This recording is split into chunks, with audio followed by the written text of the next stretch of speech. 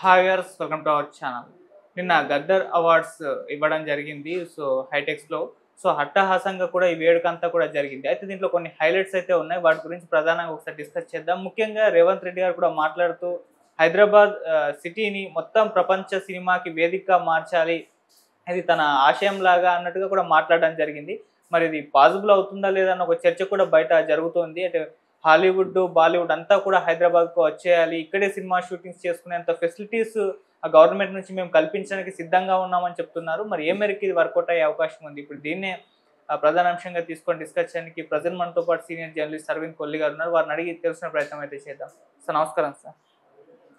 Sir మరి Hollywood, Bollywood 2 కూడా ఈ హైదరాబాద్ సిటీని చూడాలి. ఇంతకీ అల్లు అర్జున్ రేవంత్ రెడ్డి కావులించుకోవటం, అల్లు అర్జున్ డైలాగ్ చూసాం లేదా? చూసాను సార్. దీని గురించి చాలా ఎగ్జైట్ అయినావు కదా? అనౌన్స్ అయిన రోజు నుంచే నీలో ఎగ్జైట్మెంట్ అవును, ఆల్రెడీ మనం టాపిక్ కూడా చేసాము. ఎట్లా అనిపించింది? ఏమనిపించింది? బాగుంది సార్. అంతా అల్లు అర్జున్ గారు కూడా డైలాగ్ చెప్పనా అని రేవంత్ గారిని అడగడం. బాగుందంటావు. సరే, ఇక మళ్ళీ ప్రపంచ సినిమా రాజధాని హైదరాబాద్ దగ్గరికి వద్దాం. ప్రపంచ సినిమా రాజధాని హైదరాబాద్ కావాలి అని కోరుకోవటం కానీ, ఆ కోరుకునే క్రమంలో ఆయన చెప్పినటువంటి పోలికలు కానీ అవేమి తప్పేం కాదు. ఓకే. ముఖ్యంగా ఆయన చెప్పినట్టు బయోటెక్నాలజీకి హైదరాబాద్ హబ్బు, ఫార్మా ఇండస్ట్రీకి హైదరాబాద్ హబ్బు, ఇన్నోవేషన్ టెక్నాలజీకి హైదరాబాద్ హబ్బు, ఇట్లా అనేక అంశాలకి ఇవాళ హైదరాబాద్ హబ్గా ఉంది. మధ్యలో యానిమేషన్కి కూడా హైదరాబాద్ హబ్ అవ్వబోయి మధ్యలో ఆగిపోయింది అనుకో, అది వేరు. ఇట్లా కొన్ని పర్టికులర్ రంగాల్లో హైదరాబాద్ ఆల్రెడీ హబ్గా ఉంది. అట్లాగే సినిమా ఇండస్ట్రీకి కూడా ప్రొడక్షన్కి ఇక్కడ హబ్గా కావాలి అని ఆయన కోరుకున్నాడు. అదేం తప్పు కూడా కాదు. ముఖ్యమంత్రిగా ఆయన ఫెసిలిటీ ఇవ్వడానికి కూడా సిద్ధంగా ఉన్నారు, ఆ సహకారం ఇవ్వడానికి కూడా సిద్ధంగా ఉన్నారు. ఉన్న క్రమంలో ఆయన ఒక డైరెక్టర్ని కూడా కోట్ చేశాడు. ఆ డైరెక్టర్ ఆయనకు సంబంధించినటువంటి వ్యవహారంలో ఆయన తీసినటువంటి సినిమా ఒక పాన్ ఇండియా మూవీ ఎట్లయింది, ఒకటి కాదు, good number of movies pan India movies ఎట్లయినాయి, ఆ పాన్ ఇండియా మూవీస్ అవ్వడానికి వాళ్ళకి కావాల్సినటువంటి టెక్నాలజీ కానీ, ప్రొడక్షన్ కానీ, మార్కెటింగ్ కానీ, వీటన్నిటిని మించిన మైండ్ మేనేజ్మెంట్ కానీ, వీటన్నిటిలోనూ ఆ సినిమా సక్సెస్ అయింది. కాబట్టి ఆయన ఇవన్నీ అంటే డైరెక్ట్గా ఈ పదాలు చెప్పకపోయినప్పటికీ వీటిని కోట్ చేస్తూ మాట్లాడినటువంటి ముఖ్యమంత్రి. ఓకే. ముఖ్యమంత్రి మాట్లాడిన సందర్భంలో చాలా స్పష్టంగా చెప్పింది ఏంటి, ప్రభుత్వం నుంచి ఏం కావాలో చెప్పండి, ఇస్తాం. ఈ మాట అంటే నాకు గత ప్రభుత్వం చేసినటువంటి ఒక హంగామా గుర్తొచ్చింది. రాచకొండలో ఫిలిం సిటీ కడతాం, రామోజీ ఫిలిం సిటీకి పోటీగా కడతామని చెప్పినటువంటి గత ప్రభుత్వం కనీసం అక్కడ పునాదిరాలు కూడా వెళ్ళాయి. గత ప్రభుత్వం అధికారంలోకి వచ్చిన కొత్తలోనే ఫిల్మ్ ఇండస్ట్రీకి మేము చిత్రనగర్ కడతాం, ఆ చిత్రనగర్ని ఆల్రెడీ ఇప్పటికే ఉన్నటువంటి ఇతర చిత్రనగర్లతో పోటీగా, బాలీవుడ్తో పోటీగా, అమెరికాలో హాలీవుడ్ స్టూడియోతో పోటీగా ఇట్లా చేస్తామని చెప్పారు. కానీ ఆచరణలో జరిగింది ఏంటి, ఎక్కడా ఎటువంటి లేదు. అదే సందర్భంలో గత ప్రభుత్వం విస్మరించినటువంటి అవార్డుని వీళ్ళు ఇచ్చారు. ఇంతవరకు ఒక పాజిటివ్ ఫ్యాక్టరీ. కానీ ఈ ప్రొడక్షన్కి సంబంధించినటువంటి, టెక్నాలజీకి సంబంధించినటువంటి, దీనికి సంబంధించినటువంటి అన్నిటిని డెవలప్ చేయండి, మేము ప్రభుత్వం నుంచి అన్ని రకాల సహకారాలు ఇస్తామన్నారు. ఇంతవరకు క్లియర్. ఆచరణలో ఏం చేయాలి, ఏం టేకప్ చేయాలి, ప్రొడక్షన్కి ఎక్కడ, అప్పుడు మన దగ్గర ఉన్నటువంటి స్టూడియోలు ఏవైతే ఉన్నాయో, గతంలో ప్రభుత్వాలు భూములు కేటాయించి గతంలో అనేక ఇన్సెంటివ్స్ ఇచ్చి నేపథ్యంలో తెలుగు ఫిల్మ్ ఇండస్ట్రీ హైదరాబాద్లో సెటిల్ అయింది. హైదరాబాద్లో సెటిల్ అయినటువంటి ఫిల్మ్ ఇండస్ట్రీని వచ్చేటటువంటి అవుట్కము, వీటికి సంబంధించినటువంటి అంచనాలు, వీటికి సంబంధించినటువంటి వాస్తవాలు, వీటన్నిటిని ఒకసారి చూసుకుంటే జరుగుతున్న లోపం ఎక్కడ అర్థమవుతుంది. తెలుగు ఫిల్మ్ ఇండస్ట్రీకి సంబంధించినటువంటి డిస్ట్రిబ్యూషన్ నెట్వర్క్, ఎగ్జిబిటర్ల నెట్వర్క్ ఖచ్చితంగా విమర్శలు ఎదుర్కొంటుంది. ఇటీవల కాలంలో హరిహర వీరమల్ల కేంద్రంగా జరిగినటువంటి వివాదం, ఎగ్జిబిటర్లు మేము థియేటర్లు మూసేస్తామని చెప్పడం, ఈ వివాదం చూసాం.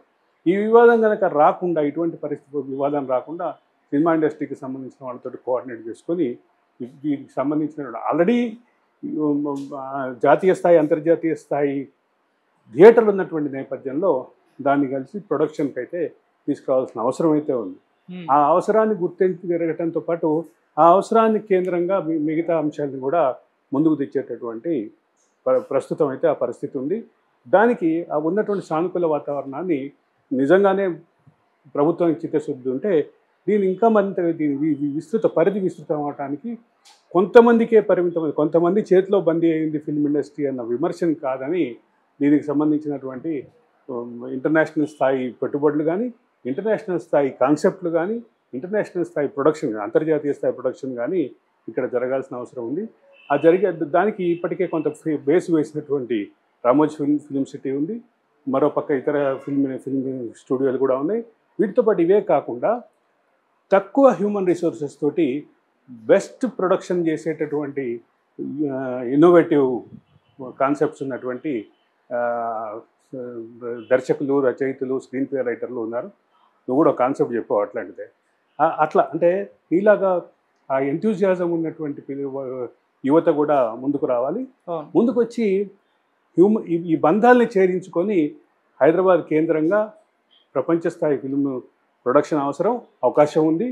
ఆ రకమైనటువంటి ముందు వెళ్ళేటటువంటి పరిస్థితి అయితే ఖచ్చితంగా సానుకూల పరిస్థితులు ఉన్నాయి. అది గవర్నమెంట్ వాడుకోవాలి.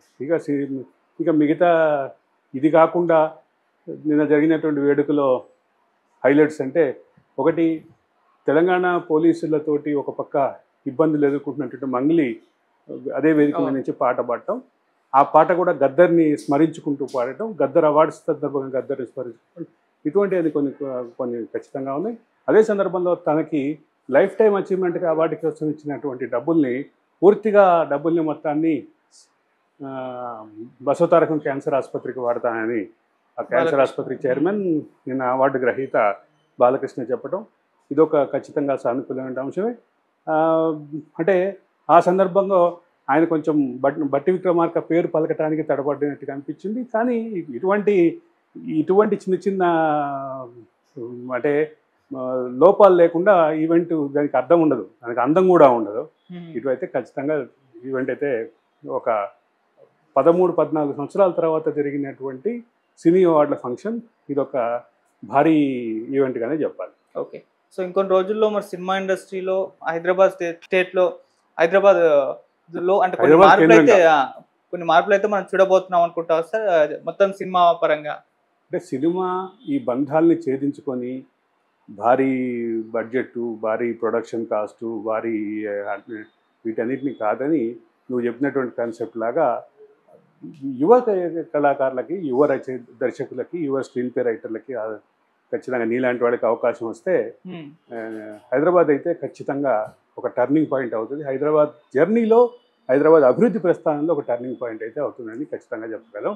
తక్కువ బడ్జెట్ తోటి అద్భుతంగా తీసే అవకాశం ఉన్నటువంటి దర్శకులు రావాలి, ఆ రకమైనటువంటి ప్రొడక్షన్ హౌసెస్ రావాలి, ఆ రకమైనటువంటి ప్రొడక్షన్ టెక్నాలజీ కూడా రావాలి. అది వస్తే మాత్రం ఖచ్చితంగా అది ఆచరణలోకి వస్తే మాత్రం ఒక భారీ విస్ఫోటనం అవుతుంది. హైదరాబాద్ అనేది ఇప్పటివరకు నిజంగానే బయోటెక్ హబ్బు, నిజంగానే ఫార్మా హబ్బు, నిజంగానే ఇన్నోవేషన్ హబ్బు. ఇకపైన సినిమా